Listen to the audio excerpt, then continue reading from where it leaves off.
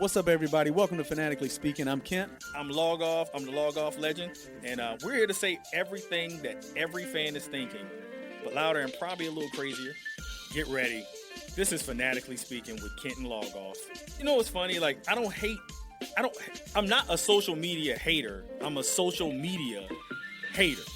You know what I mean? Yeah. I don't want people to think that I get on the internet and start hating people on social media. That's not what I do. The first half was absolutely horrible. You know, just inept offense, inept defense, special teams, you name it. I'm going to turn into Oprah. Why were you so angry? He sucks this season. This game, whatever's going on, right? And the very next pitch, guess what they do? They double homer, and he's like, "Told you, Dad. Why are you always knocking down people?" You got the highs and the lows. Yeah, so I do that. You need the highs and the lows, and so I do that. Yeah, but I'm trying to be the voice of reason here. I am what I am.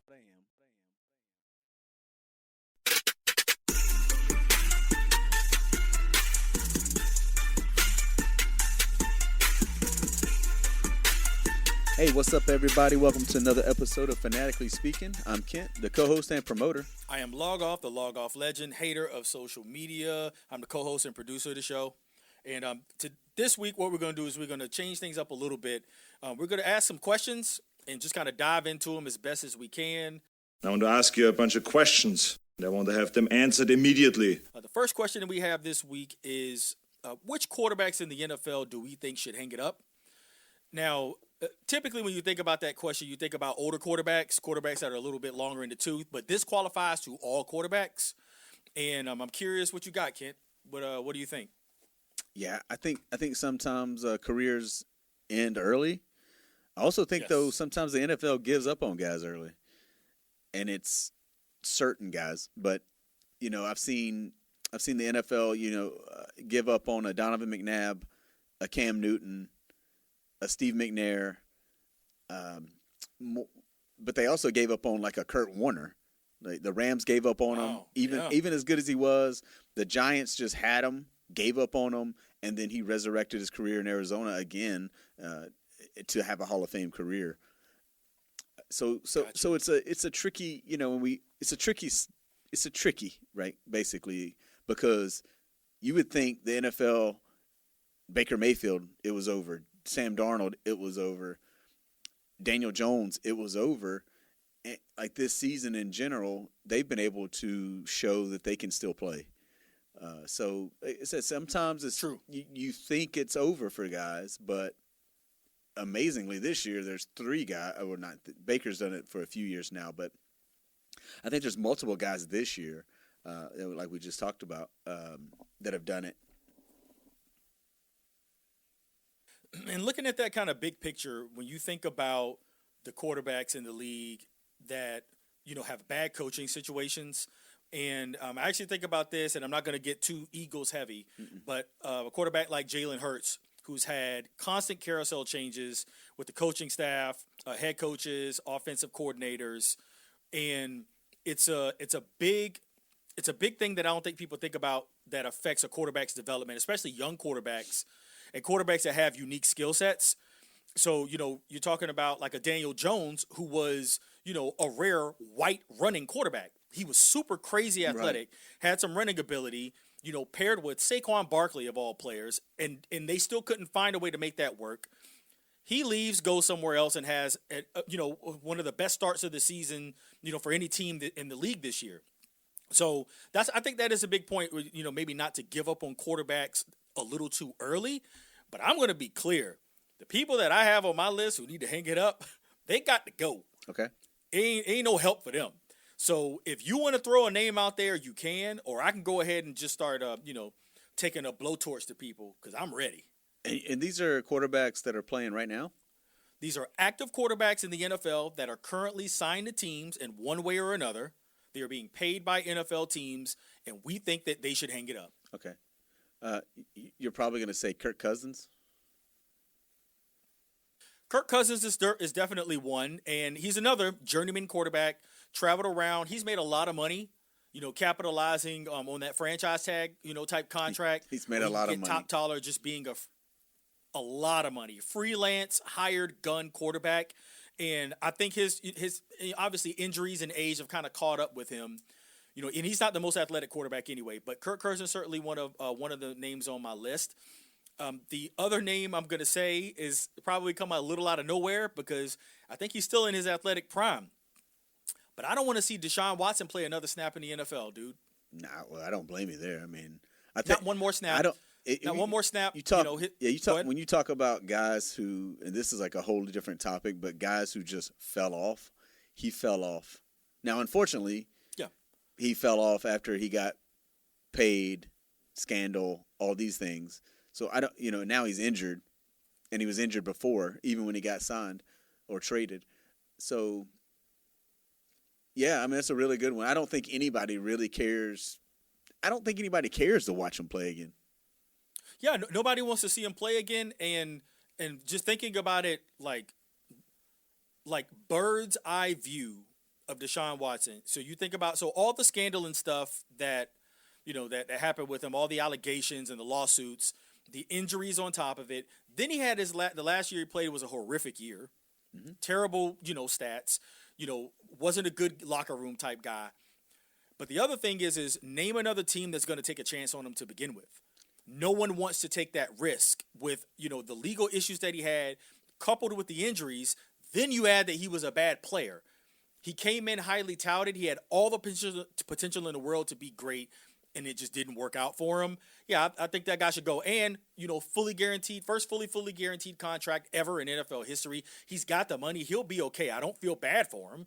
He put himself in this situation. Yeah, I don't ever want to see him play a snap, and I don't think any fans of any other teams want to see that either. No, and again, it's different topics, but he could be a sports villain. He could be a guy who fell off. All these things. And if he had the talent, a team would take a chance. We've learned that in sports. Correct. Sports don't care. They want to win. Yeah, sports don't care. They don't care. Yeah, so, teams brought in Michael Vick after he did a year and a half in prison. Right. So so if you can play, if you can show that, they'll absolutely bring you in and give you a shot. Yeah, I mean, there's teams waiting on Henry Ruggs. So Deshaun Watson, last time he was good was in Houston. He wasn't really good, I think, at the end of that Houston stint, and then in Cleveland, he's never really showed us anything. So everything combined, that's a really good one to just say, hey, maybe just hang it up. Maybe just go live your life and don't come back. Yeah, out of sight, out of mind. I do have another name. Okay. It's probably a little more controversial. I did want to just kind of land the segment with it. Do you have any names that kind of stand out to you? I mean, we could talk about those. We talked about kind of old and young guys, and guys that the league gave up on, or we just said, it's got to go. I don't have any more names. I was just going to talk about how it's funny how some guys get picked up off their couch, no matter how. It doesn't matter how old they are. Joe Flacco keeps getting jobs. Yes. Jake Delhomme used to just keep getting jobs. Vinny Testaverde. Vinny Testaverde is a really good one, and that's a different category than like the Aaron Rodgers, the Tom Brady, the Brett Favres, the Warren Moons, who played up into their 40s. Yes, no, that's true, and there is a just kind of a, I want to say Ryan Fitzpatrick was another one of those types of guys. He played everywhere. Josh McCown was another one of those guys who could just keep getting jobs, being on rosters. But the other guy that I'm going to say should hang it up, and I'm glad we're not in the same room. Hey. But I'm going to go ahead and take out Carson Wentz. Okay?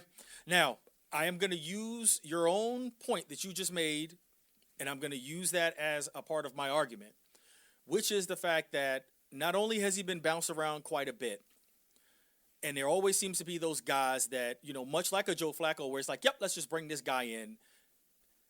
I don't know what Carson Wentz is like in a locker room, but having a good locker room guy is key in the NFL. And we've seen guys who have careers for years past their prime, past their impact on the field to actually be able to help a team win because they're a really good teammate, because they know that they can kind of help guys along and when the going gets tough, they're the guys who've got, say, the speeches in the locker room. They're the ones that kind of, help a rookie, understand what the practice scheme is, reading playbooks, understanding things like that. I don't know. I can't speak to that about Carson Wentz. I don't know. But from everything that I've seen about his career, it seems like no one wants him to be on their roster long term. And of course, we see what happened with him this year. He had, he got an opportunity to play, got injured. There is some controversy there because they felt like he feels like they threw him out there to protect, their draft pick in JJ McCarthy. But for me, I just think it's like, I feel like the tape's run out on him, and it's probably time for him to take a step back. I know you disagree. Yeah. I'm going to go ahead and shut up. Go ahead and give me what you got. No, I disagree. I don't know if he's a everyday starter in the league, but I think he's been good enough to be a backup, right? It seemed like he had a good connection with Jefferson in Minnesota. I mean, he still can make plays, but he also has that. He's like a Jameis Winston, right? He can show you these flashes still of these great. Jameis is another good one. Great locker room guy. Yeah. With his own set of issues.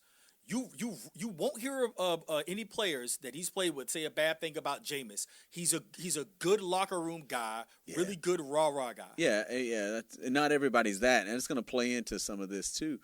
But Wentz, I mean, I think he still could be a backup. I think he's serviceable, especially if you just go look at every roster and look at their quarterbacks. You'll be like, I'd take Carson Wentz over that guy. And that's what I always say is like, maybe he's not a starter. I used to say that. Maybe he's not an everyday starter for a franchise, but he's better than a lot of these backups and a lot of guys that these teams have on their, right now on their roster. The other thing I was going to bring up is not every guy, like you talked about, not every guy can be a backup and stay in the league forever and do that mentor and that rah-rah like Jameis. And one of those guys I mentioned earlier was like Cam Newton. I felt like the league gave up on him at one point where he could still offer you something. I think, but at the same time, he wasn't going to be a backup. Just because of the way, of who he is, that's just not his thing. So I think there's a lot of guys like that. They may just say, hey, I'm going to step away. If I can't play anymore, I'm done. They don't want to be a backup. I think it's there's two sides to it, right? The league gives up or the player just says, I can't do it anymore. And then there's that backup role. They could hang on and still play.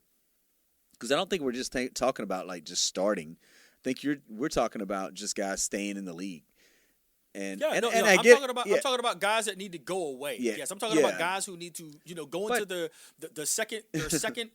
secondary sports career. Yeah, but at the same time, it's a paycheck. They want to hang on as long as they can. But Deshaun Watson definitely is one that would be one you just say, go sit down, just go retire, do whatever.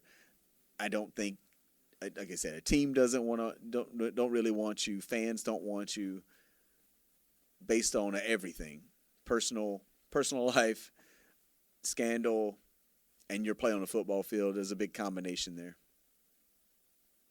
True. And I'll kind of end on this.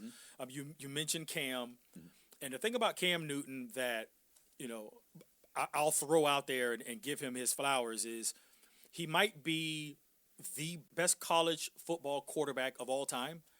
That team that he had at Auburn, that he dragged to a national championship and won on his back, it's unprecedented.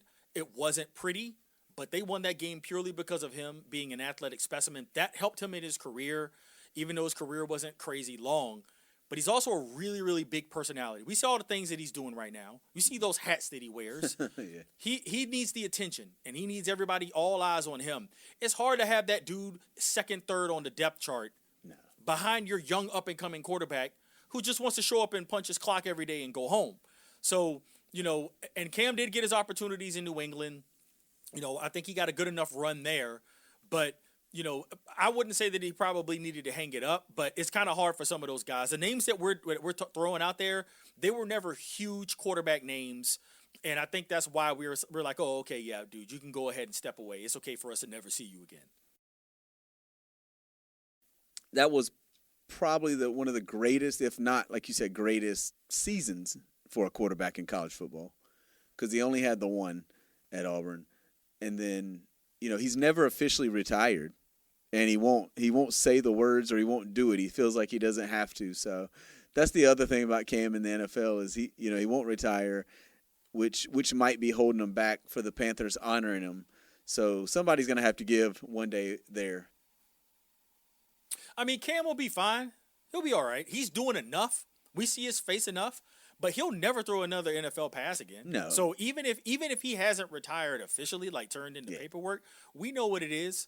And and not only that, and in the NFL, the only thing him not turning in that paperwork is doing is just delaying, the pension that he gets from being a player. He'll collect it when he files that paperwork, when he's ready to get that from the league. And then the Panthers will absolutely honor him because, I mean, we already know the level of greatness that he brought toward the Panthers. For sure. That's easy to say. Yeah.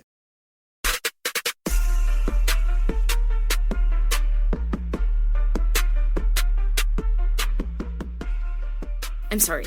What was your question again?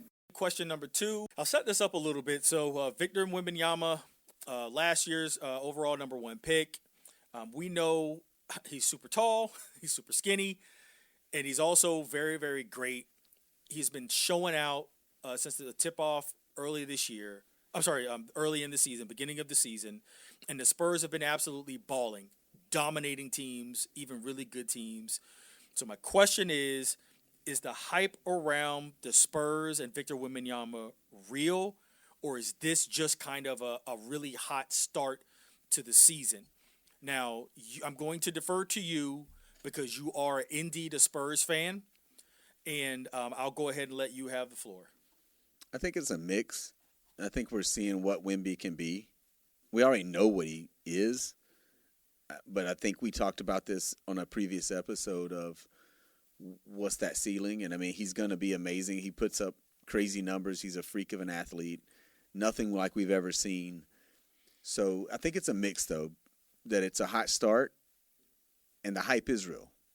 So again, it's a mix. Like, I believe in the hype. I believe in the Spurs, not just because I'm a fan, but I liked all the pieces they have. They just have a good organization and a good system, and they just know how to win. It's taken them some time to build back up. You got to have the players to do it. They've done a really good job of drafting guys and then now making some deals. So I think with everything, I think it's real. I think again, we talked about, are they going to be the top team all year or up there? Probably not. But they're, being a top 4 team in the West, maybe. And I say hot start only because we see other teams having hot starts, and then we see like the Bulls. Like, the Bulls are undefeated at the moment at this time of recording. Do we believe in the Bulls? I know we're talking about Wemby, but again, it's so early, and you've seen teams who are without stars beating teams with stars. It's just like we talked about with the NFL, that first month. I don't know how long it's going to take in the NBA.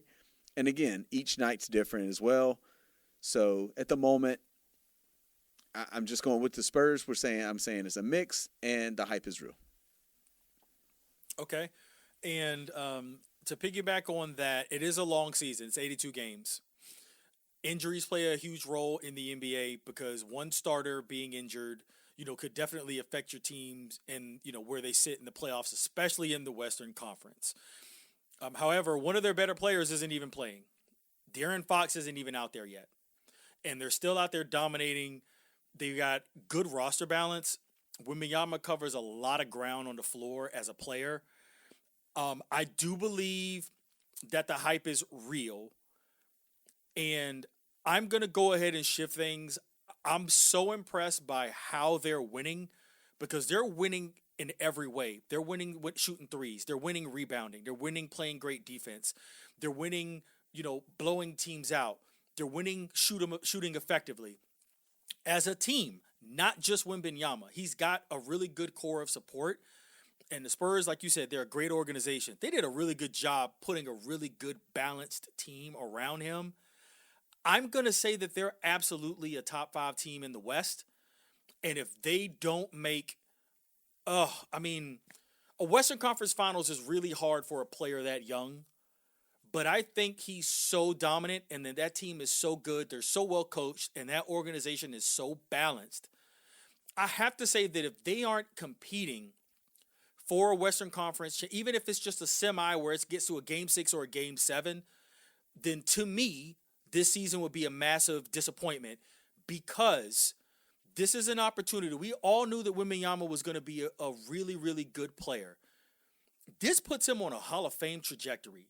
If he could get to a championship this early, this sets that franchise up for an unbelievable amount of success. Even to say that they had David Robinson and Tim Duncan, you know what I mean?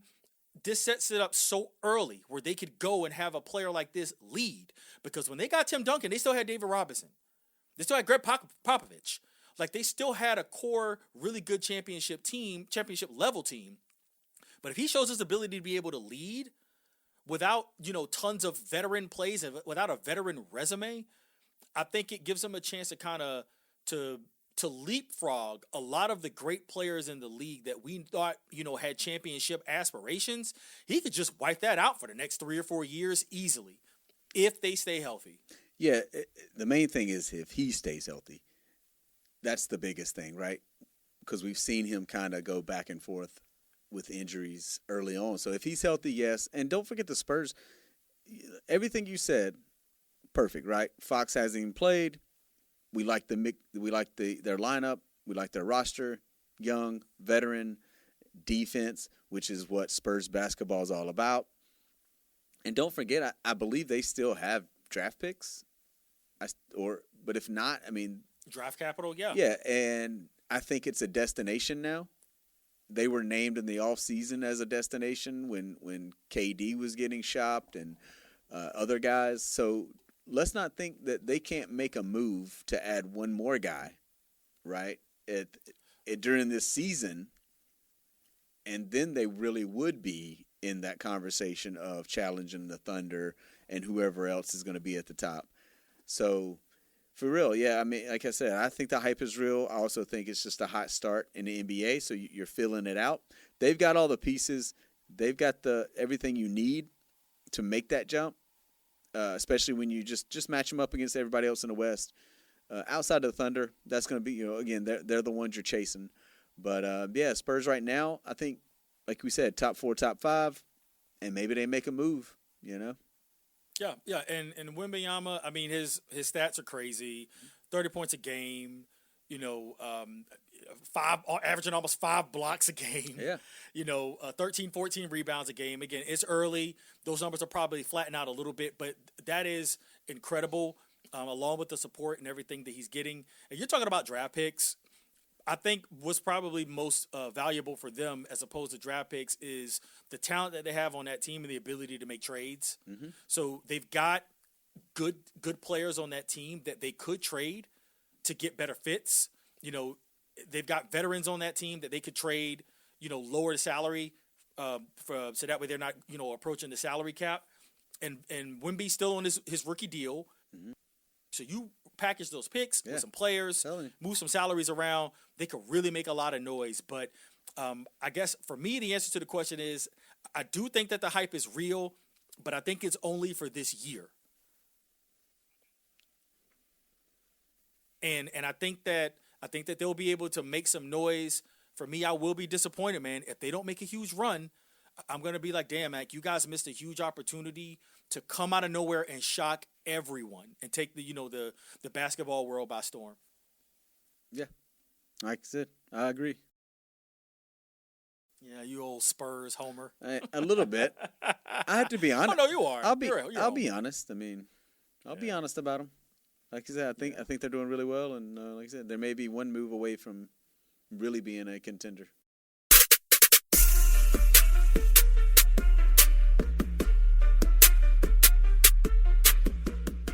All right, so we'll go right into our third question. So this one was more about just kind of the collaboration of players in different sports, in all the different sports leagues. And, I think the biggest, I have to say the best example was, the LeBron James, Chris Bosh, Miami Heat super team that was actually kind of combined together We saw what they did, 2 championships in 4 years, 4 finals appearances. But the question is why don't super teams win like they used to? It used to be a thing where you get a compilation of talent. It was pretty much a lock unless something devastating happened with an injury or, something to that effect where a super team was expected to perform. So what do you have on that? Like, what kind of stands out to you when I ask you that question? A lot of it is in basketball. It affects the depth of the roster. You got they changed the rules, all these things with the cap and where teams can keep their free agents, this, that, and the other. But you see teams like the Suns tried it, and it didn't work. They did. Not enough depth. And they also, one of their super team members were, an old, aging, injured guy in Bradley Beal. So I think it's that, and I think it's just you got to have the right chemistry, and you got to be selfless. That's the thing. You got to have everybody's got to be selfless. Credit to the Heat. They were very selfless when it was Bosh, Wade, and LeBron. That's what you got to have a super team to work. For basketball, though, again, I think it has to do with the roster. You get 3 guys on max deals.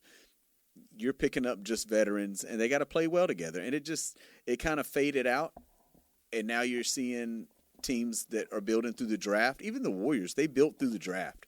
They added KD for a few years, but at the end of the day, they drafted everybody. The Thunder drafted or used draft capital to make deals, right? Or used a veteran who wanted out to make a deal to get a young guy barely out, barely in the league like a SGA. So I think that's the way to build the teams now. It's just you see like the Pacers play as a team. And again, being a Spurs guy, that team basketball works, man. But yeah, you have to have that right fit with super teams. I think we're like, now about 10 years past the super teams? At least in basketball. But the super team I'll give you, because it just happened and it is fresh on my mind, is the Los Angeles Dodgers in baseball are a super team. Correct. And they just won. They are a super team. And they just won again back-to-back World Series. And you look at that lineup, and I know I switched sports just there, but you look at that lineup because I have to say this. What other team has 3 MVPs in their top 4 of their batting order? No. 3 and that's a great example. MVPs. No, that's a great example. Insanity. And yeah, and I and was that's gonna not even. cross over. I'm sorry. No, you're good. I was going to cross over to both football and baseball because like super teams exist in other sports. Yeah. The Dodgers are a good example. I think the only thing about baseball being an outlier is the fact that there is no salary cap. Yes. So as long as you can just continue to pay guys, you can acquire whoever you want. I mean, we've seen other teams attempt. I mean, obviously the Yankees are the textbook example of that. Mm-hmm.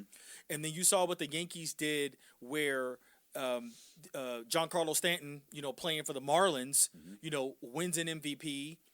They bring in new ownership who just happen to have association with the Yankees, and the first thing they do is trade him there.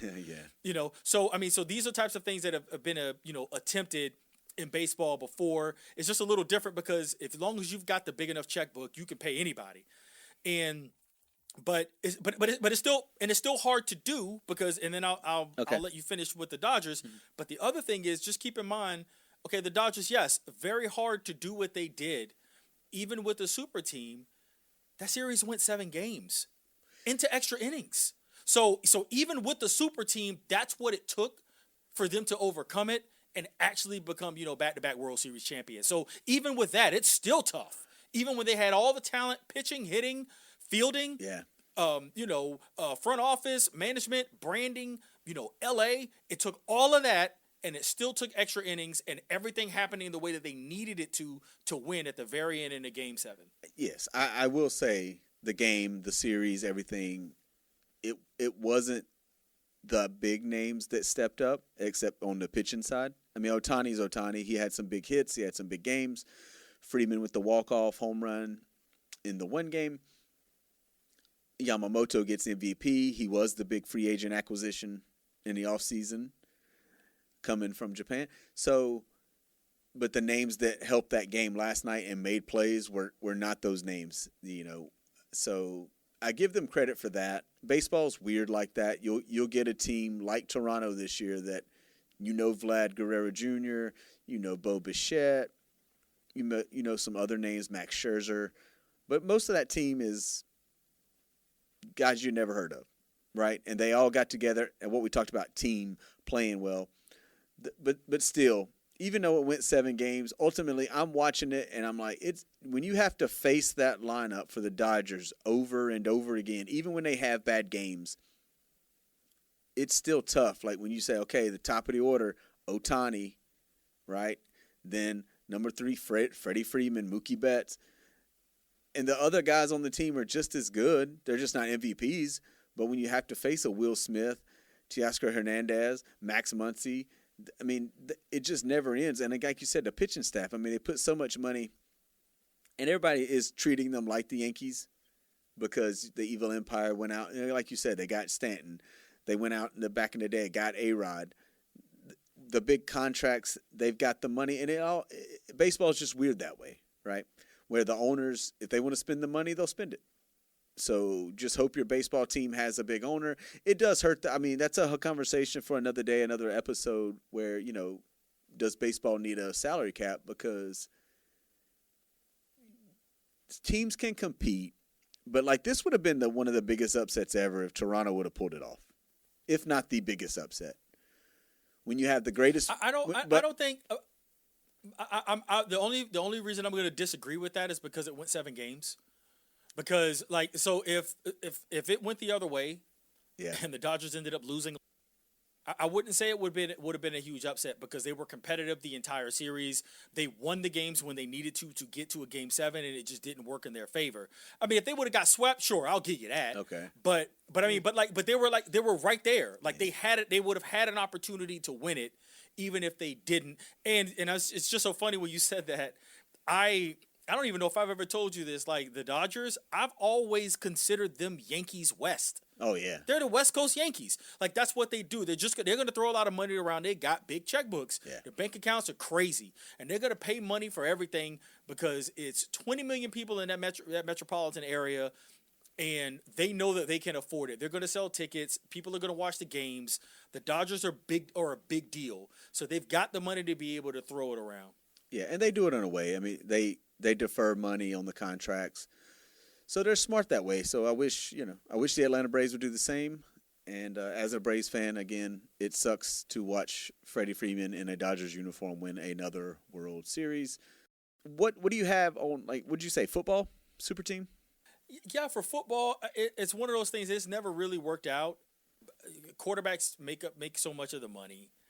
And, when you think about star players, the risk for injury is so high that even when you have a good top-heavy roster with lots of, elite talent, it's never really going to pan out because there's only 16 games. A guy gets injured, he could be out for weeks. It's never really gonna happen. I would say what I would classify as the last real super team in the NFL was the Mahomes, Kelsey, Tyreek Hill, Kansas City Chiefs. Okay. To me, those were kind of that's the last, all 3 of those guys top at their position. Okay. And it just happened to work out. And on top of that, we're going to give you Hall of Fame coach and Andy Reid. Yeah. So it's it had to be perfect everything. Role players, awesome. Defense, great. Special teams, serviceable. Not the strongest division. They were able to get the 1 seed, host the playoff games, win a Super Bowl. So everything kind of had to work out great for them. And then you see what happens when somebody gets hurt, and things don't go the way that they want it to. It's hard to have that in the NFL as a whole. So just off the top of my head, that was the first last super team that I can think of. And still everything had to go perfect for them, to be able to win those Super Bowls. Do you put the Eagles in there as a super team? Because what other team has the quarterback, the running back, and the wide receivers that the Philadelphia Eagles have? Wow. So do I classify the Eagles as a super team? Because those are the main positions. And, okay. So So Okay, that's a tougher question than I thought it would be. I knew it was coming. That's a tougher question than I thought it would be, and my answer to that is gonna be no. And the best way that I can explain that is, to me, a super team has more to do with the talent and their presence. Okay. And those players, as great as they are, I don't think they have the presence as other, super teams historically. Think about some of the other teams that we've mentioned. We mentioned, the LeBron James, Chris Bosh, D Wade, Miami Heat, Spoelstra as their coach. We mentioned the Kansas City Chiefs, Mahomes, Kelsey, Hill, Andy Reid as their coach. You just mentioned, the Dodgers. All of those teams, all the players and the coaches have a presence that kind of transcends what their level of talent is. I mean, hell, Kelsey was a big name back then. He wasn't even engaged to Taylor Swift. True. Like, you know what I mean? And Hill was, out there racing, Olympic track stars, playing for the Chiefs. Mahomes, face of the league at that point. Yeah. Shattering, passing records, throwing for 50 touchdowns and such. So I think it's more than just the level of talent. I think you have to have, I'll use the phrase universal appeal, where it has to be bigger than more than just the sport and how good they are. Saquon's awesome, dude. AJ, amazing. Hurts, still, in my eyes, top 5 quarterback. Oh, for sure. You want that guy because he's got an ability to go out and win games for you. For sure. But outside of football, it's not really much there. Saquon's got a lot of buzz, because he had a really good year last year. Yes. But there's a lot of people who don't know what Saquon looked like. Well, they should. They should. Especially if they watch commercials now, because he's got these Little Caesars commercial, which are really really funny. True. Now, he didn't have them last year. Well, no, he was, and that's all I'm saying. That's all I mean. I got you. It just, you gotta have a little more, dude. I mean, come on, man. We can go. The Miami Heat. They were a show. It was a showstopper. It was box office everything. Yes. I got From press conferences to post-game press conferences, games, commercials, like they ran the state of Florida, man, for the entire 4 years that they were together. So, the Eagles just don't have that, and honestly, kind of happy that they don't. Okay. Well, that's not the type of city they are either, but. Exactly. Blue collar, hardworking, grab your lunch pail, go to work, and then take your ass home type of city. I've never seen a picture of Jalen Hurts in the club. No. Just haven't seen it. There's barely pictures of him smiling. So that's true. Somebody, you know what? And I'm gonna have to see if I can clip that. There's not even pictures of him smiling at the wins. He don't even cheer. He don't even celebrate. He don't even cheer. He don't even fist pump.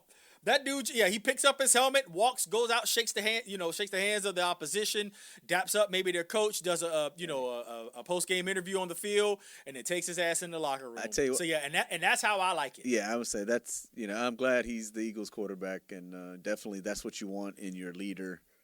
He's all about business. So. Some people like that flash. Some people like all the extra that Cam was doing. Yeah. Some people like that. Yeah, I liked it too. So, but at the end of the day, when you're winning, you do like that side of a quarterback that just says, "I'm about business. I'm about winning. I don't care about anything else right now. Let's get to the next one." So Hurts in that sense is definitely great. But just to clean up tidy up this super teams, I think basketball. I think super teams is over. And then wow. I just think it is as far as winning. Like we're talking about why don't they, win like they used to. Wow. I just think it's over. I think, again, it may come back, but it's going to take that right combination, that right chemistry, and that selfless from these stars if they join together. And then you just got to find the right role players. It's a recipe that not everybody can cook with. We can say that, right? I love this shit. No, I love this shit because I like it where it kind of feels like sometimes we rambling, and then you drop a gem like that I didn't see coming. Because I'm going to ask you to elaborate on this. I need an explanation for this, sir. Okay. So are you saying you're saying that the collection of players, of them creating combinations of teams by themselves. So you're saying that players as free agents, I don't want to say conspiring because that has a negative connotation. No. But getting together because like what happened in Phoenix that fizzled out, with Booker, KD, and Beal, that was more the team making that happen as opposed to LeBron, D-Wade, and Bosh on a plane deciding to do it. So are you saying this from a team perspective, or are you saying that it's over from a player perspective and it working and them winning championships? I just think it's over as far as it working. I don't care how they do it. Like Miami, when they did it within the rules, within free agency, but it was Miami. So the only, you got to be a destination city to make that happen. Okay. Detroit. I got you. There's teams like Detroit, Brooklyn, name the team that's got cap space every year. These stars ain't ganging up together to go join these teams. They don't go live in Detroit. So is it more about wait, here's the thing. So that's another great question. Is it more about the team or is it more about the city? It's everything. Now that's if the guys are getting together. So the Miami year was that just happened. It was a perfect storm where they're all free agents. It was right. Miami all contracts up at the same time. And yeah, Miami had the salary cap room. Pat Riley was like, "We're going to get 3 guys." Gotcha. Because I think the original plan was what? LeBron, Wade, and Carmelo? And Carmelo Anthony, yes. But Carmelo had already signed his deal with New York and extended it. So they had a plan. And that's okay, but only teams like a Miami, a New York, a LA can really pull that off as far as free agent wise, right? Maybe a Texas team. I got one more. No, because it's funny because when you said that, there's one more team, and I'd love to see it, man. Okay. I think it'll just. I think it'll make me feel good, and I think it would be good for. I think it would be good for sports in general. Like forget the NBA and forget, like basketball. I would love to see. Oh man, don't take me out for this. Okay. I would love to see a super team in Atlanta. I would love to see a super team for the Atlanta Hawks. I would love to see a player like Anthony Edwards go there and get 2 ballers to come with him and just shut the league down and, just turn the NBA into, the 90s Atlanta Hawks / Freaknik. Right. Yeah. But again, I'd love to see it. But again, you talk about they got to be in a place to take less money, like they did in Miami. So your superstars have to take less money, join together. It all has to work. And again, guys like to get their money nowadays. And again, it's set up for if you're drafted by a team, you get paid more if you stay with that team. So it's just tougher. Now, can a team make trades? The Knicks are trying. Right, they're trying to make a super team. I think LA is close, but not quite there. But if Austin Reeves gets playing like he's playing, maybe. And Luka is playing out of his mind. So LeBron comes back. Who knows? I think there's, but to see, because it's the 3's the max, right? So 3 guys of superstar status joining. It's just going to take the perfect storm. But again, teams can make trades. But as far as free agent, I just think the days are over. I just think the way it's set up and the way guys are wired, I don't see it happening. Like you mentioned Phoenix, they tried it. It didn't work. What was funny was before that, they had went to the NBA Finals, right? So they said, we didn't win, so we need this guy, this guy, this guy, this guy. We're going to fire Monty Williams, and we're going to win. And they never even came close. Yeah. Oh, yeah. Boy, did it flame out. And but I know Bradley Beal's happy. I guess he got out of DC and he got some money. So good for him. Ooh, Fun. F-U-N. Now we're having fun. All right, everybody. We typically like to end our shows with a fun topic, something silly, something kind of off the wall. Just something that we can kind of just have some fun with. So the topic for this episode is who is a player that had all the hype coming into their sport and then it never worked out for them. They fizzled out one way or another. There could be, it could be tragedy. It could be, injury, playing time just didn't work out for them. They just weren't that good. Maybe they were just overhyped. But for some reason, they came in, just didn't work out for them. That's the question. Kent, do you want to lead off or you want me to go? I'll lead off. I'll be quick. I'm going basketball. And this guy, he was on, before he got in the league, he was on magazine covers. And he was the next best guard going to play in the NBA. All the hype in the world. Sebastian Telfair. It's such a good name, man. Yeah. It was, he had so much hype. And what's funny is to let everybody know, like, when we talked about this briefly before the show, we both had that name at the top of our list. Both of us did. Yeah. And I'm going to let you go because, like I said, because there's a couple of things about him. I don't know if you forgot, but I'm going to let you go ahead and I probably did and take off on. I just know, again, he was supposed to be the next best thing, and he just went around, became a journeyman in the league. Never really gave you anything to say, oh, that guy's a star. He just ended up being, a regular guy in the league. Yeah, he became a Jag. The main things that I remembered about Sebastian Telfair was that his games were, nationally broadcast on television as a high schooler, that he was on all the magazine covers, and the other thing that they made sure to let you know was that he was from New York. Yeah. He was going to be the next great New York point guard. He was also 6 feet tall, which is, may have been generous in terms of how tall he actually was. So, maybe he was 5'11", I don't know. But, he had a lot of hype coming in. He was a high draft pick, and that gentleman averaged 7 points for his career. It just did not pan out for him. So, that's a damn good pick, man. Cousin of Stephon Marbury. Stephon Marbury's cousin, which also did help.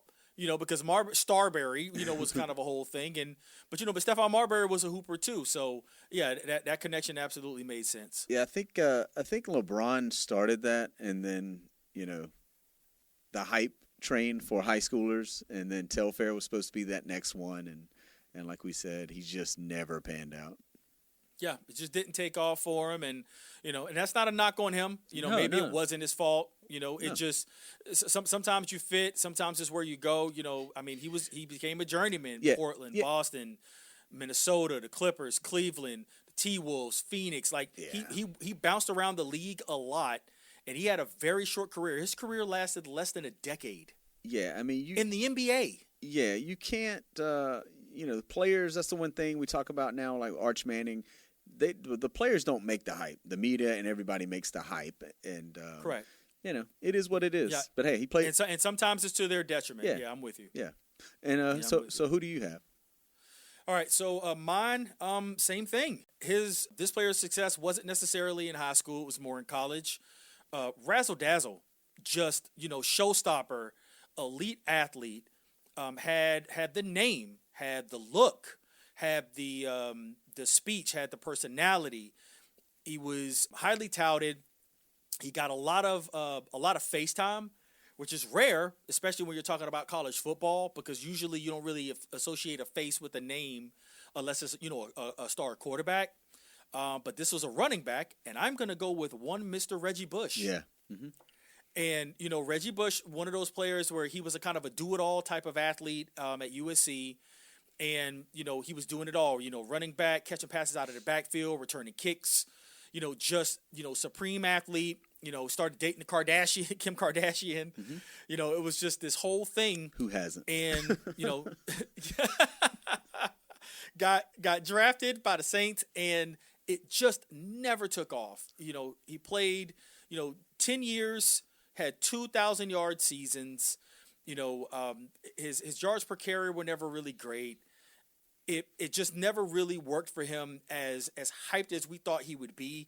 We thought that he would have, years that like Saquon has had, where he showed flash, right? Or McCaffrey, where it's like, where they come in and it's like you make an immediate impact on that team, and everybody knows that you're the guy, and then you've got all this extra charisma on the side of your athletic ability. And he still had that, but it just never really worked out for him as a player.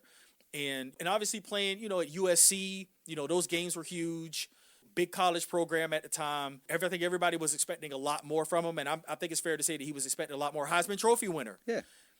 And it just never happened for him. So, yeah, I was going to take Reggie Bush as my pick. Yeah, not in the league, right? Like NFL, like you said, Reggie Bush never became what we thought or what everyone thought he would be. And I think Saquon McCaffrey's a good comparison to say that's what we thought he'd be.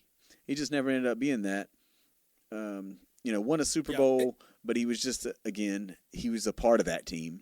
He was a key piece, but again, not the superstar level for the hype that he got. And I told you this, and I think we disagreed on this. It's so early, but I don't want Travis Hunter to end up like Reggie Bush. I agree with you. And I will say Travis Hunter's hype is nowhere near as big as Reggie Bush's. And I think a lot of that just has to do with like the media coverage.